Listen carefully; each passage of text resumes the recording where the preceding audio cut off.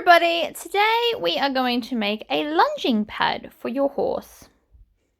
Alright, so to make this today, what you are going to need is some polyester binding. You can use any binding, but this one's the easiest for me. I have got a nice poplin, which is going to be my top. I've got drill for the bottom to make it more sturdy, and I will be using bag foam because I can't get to Clark rubber to get a thicker foam, so I'll be using 2 layers of this. So, measuring wise, what we need is, I've just pre-ironed all of these to make them nice and flat and glorious. So I'm going to line that edge up, and I'm going to fold it over twice, like so. And then I need 8 inches wide. So you need it to be wider than your strap. So I feel like that's probably a good width. So 8 inches is 20 centimeters. So I'm just going to cut that off, and then that's my excess. You can also use the same for the top and the bottom if you wanted to. Obviously I don't want to. And so then I'm going to use this. I got this from a shop that went out of business, unfortunately. I really loved this print. You can get a polyester version of this from Spotlight in Australia. This one is a quilting cotton, I believe, or a poplin or something. I don't remember. Feels kind of in between both, if I'm honest. So I'm going to do 8 inches of this one as well. So the idea is that I need it as big as the, what's it called? Foam. So I'll be using 2 layers of this foam because 1 layer isn't thick enough for what I want to use it for. So,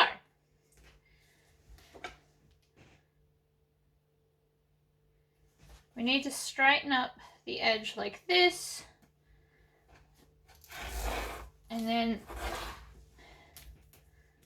now I don't think that this is going to be big enough to score. So, we need to get a pen and measure it instead.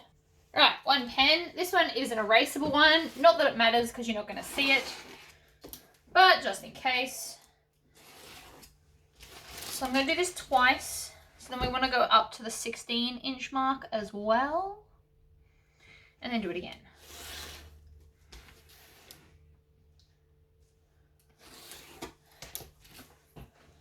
So since my rotary cutter isn't big enough to cut through the layers, it got some of it, but just not all of it. I'm just going to use my scissors to cut the rest. And then the second one.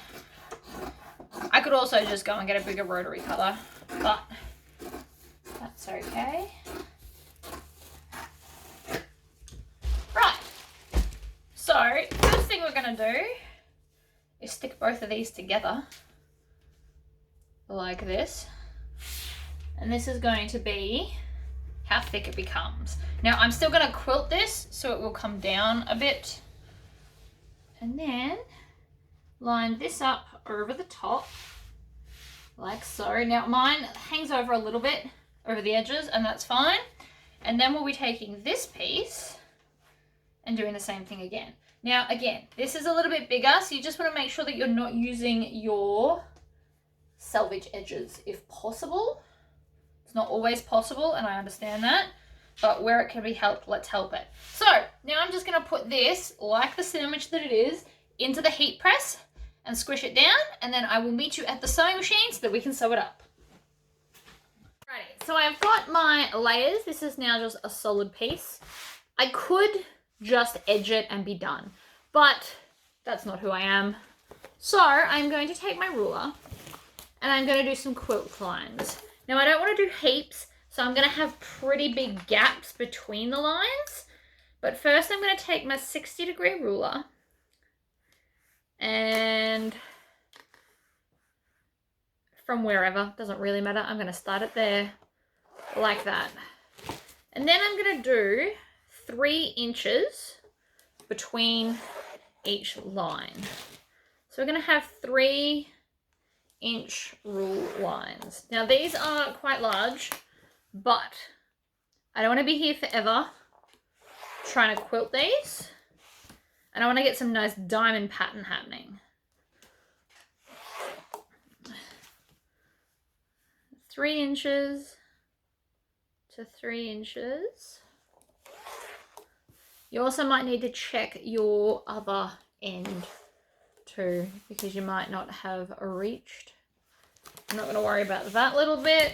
And, oh no, we'll do that one. All right, so that's that way. Then we want to do them the other way. So I'm going to lay it on the 60-degree line and just go in the opposite direction. So I'm going to start there, I reckon. So we're going to get some nice, big, chunky diamonds. You can do them smaller. If you love quilting, you could do some patterns.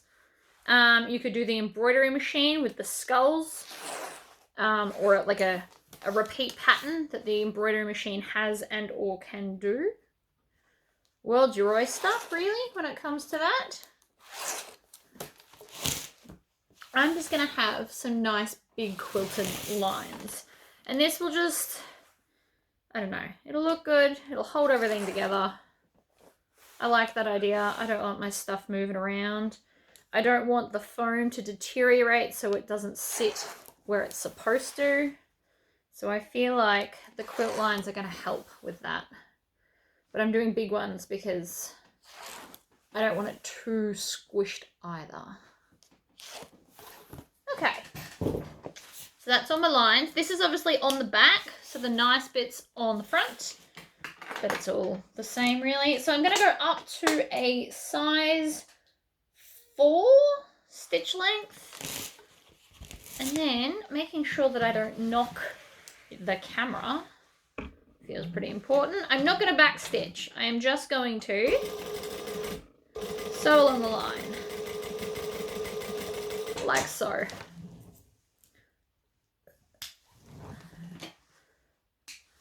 It is going to make a pretty big indent because of the 2 layers of foam. I'm sorry, I just whacked the camera.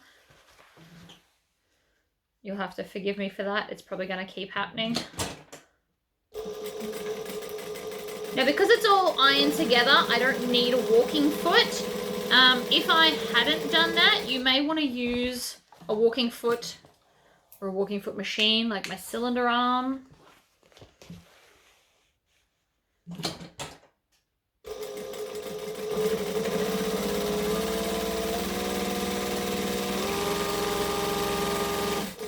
Now, because I'm close to that one, I can actually come here and just do that little bit there, like so. Saves me having to do one of the edges.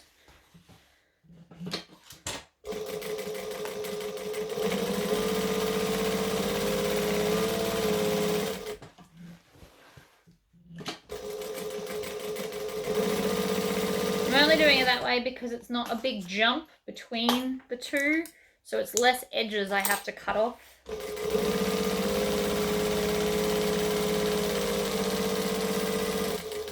Same here. Twist and go down. They will all get done eventually. You don't have to do them in any particular order. As you can tell, I am very clearly not. Come down to this one. Grab this so I don't hit the camera, because that's, again, important not to do.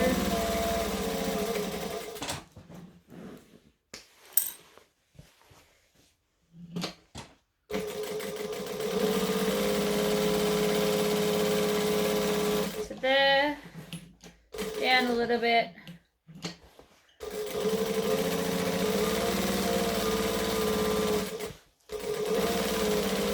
Starting to get nice and squished. So because there is so much foam, it does actually get squished quite a decent amount once you start doing all the quilt lines. But it's pretty. And that's what I care about more than anything. That's why I'm making my own instead of buying one.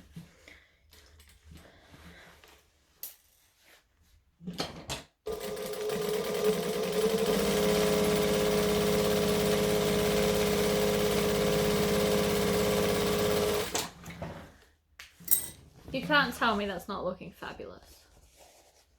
You don't have to do quilted diamonds. You can do any shape you want. You could do triangles. You could do anything. I'm doing this because it's easier and I like my 60-degree angled diamonds. That's just my personal preference. But I could have done squares, or again, I could have gone into the embroidery machine and done something fancy there. There's not many lines to go now.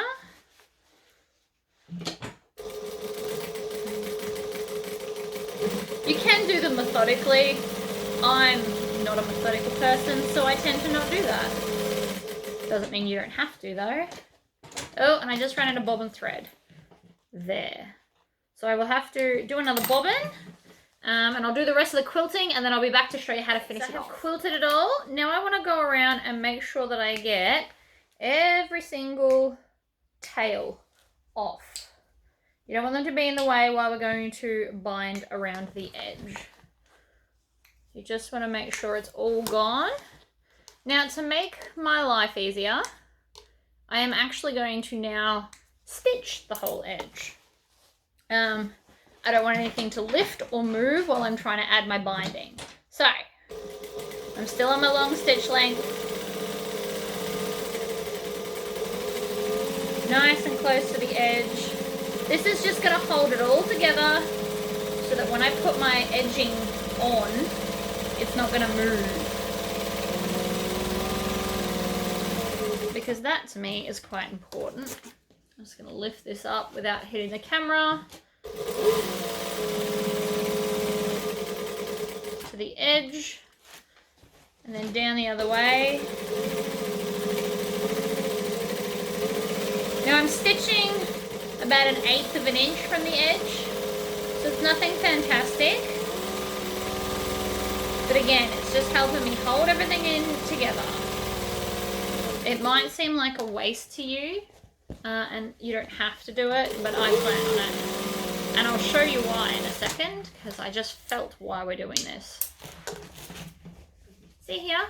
It didn't catch, which means that that's a different size, which means I need to come on this side and just make sure it's going to get done. Because I don't want things like that to pop out while I'm trying to bind it.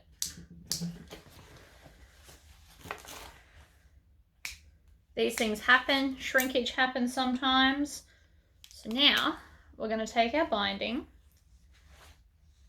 I'm going to cut a fresh edge because that one looks terrible. And then I'm going to melt it. This is why I use poly binding, because it is meltable, and I like that. You never want to start in the corner. That's the hardest bit to do. So I'm going to start here. Now on this binding that I get, they've got 4 lines, which means the gap in it, you can see where the center is. See how it's got like that different kind of look in it? That's going to make it easier to put it on the edge. So you can do it 2 ways. You can stick it all down and then sew it so you can get wonder clips, or you can do it as you go, which is what I'm going to do. The first thing we're going to do though is put our stitch length down to something more joinable. So I'm down to about 2.5, and I'm going to lay that over the edge and start stitching right there. So I'm going to back stitch to lock it in, and then I'm going to slowly work my way around. Now if I was doing this on the binding machine, I would actually make these corners rounded so that I could do it in one big swoop.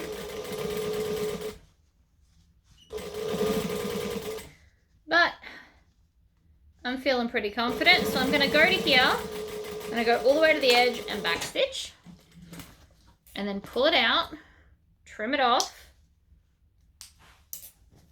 tilt this, and trim those tails too because they're annoying me. And then I'm going to push this over the edge like so to do a mitered corner, and then do the next edge.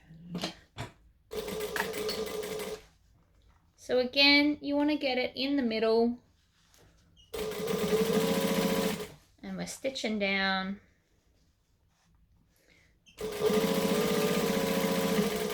This binding is great to use. Trim off the tails. And then twist it, and we're going to do the next edge.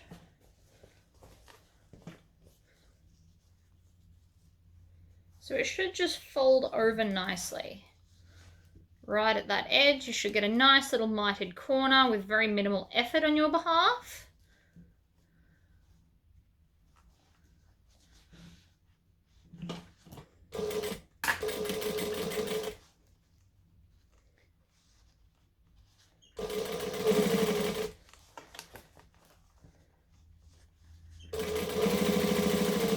So this is a pretty quick project, really.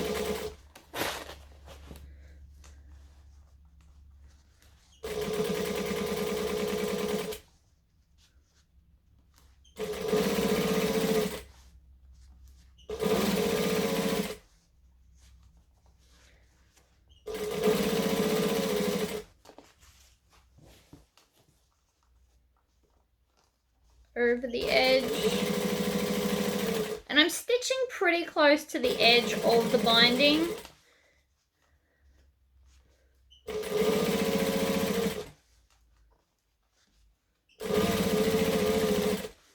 So we're about halfway now.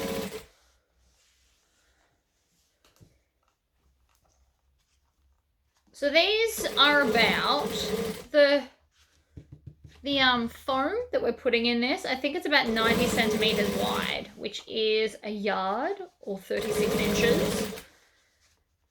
And so that's how long I'm making these. It feels like a good size to me, personally. I could be wrong. I don't think I am. All right, so I'm going to back stitch there. Trim that off. You'll also want to make sure that you're catching everything on the bottom, but I'm fairly confident I am. And again, you don't have to use the same color binding. You could use some different colors. Make it all fancy. I just love green, so it's very hard to find green horse stuff. Apparently not people don't love the green on the horse.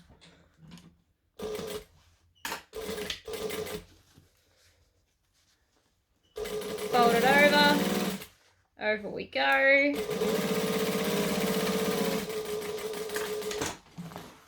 Again, trim off your tails. And then we just need to go back to where we started. So I'm going to fold that over again. Now, if you don't like stopping and starting like this, you could actually use Wonder Clips and just clip all the way around and then off you go. You wouldn't have to stop at the corners either. You could just needle down and pivot instead.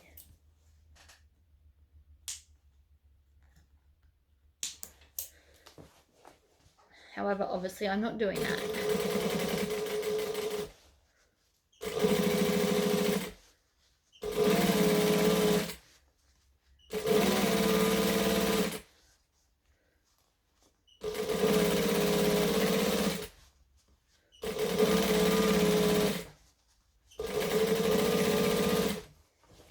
And then I'm going to cut just past where the join is.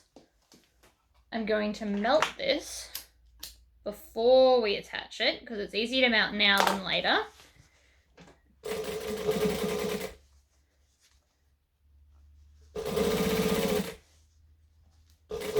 You just want to overlap it a little bit and that will ensure that there's no gap. So I'm not even overlapping a full inch, but I'm going to needle down and then I'm going to sew.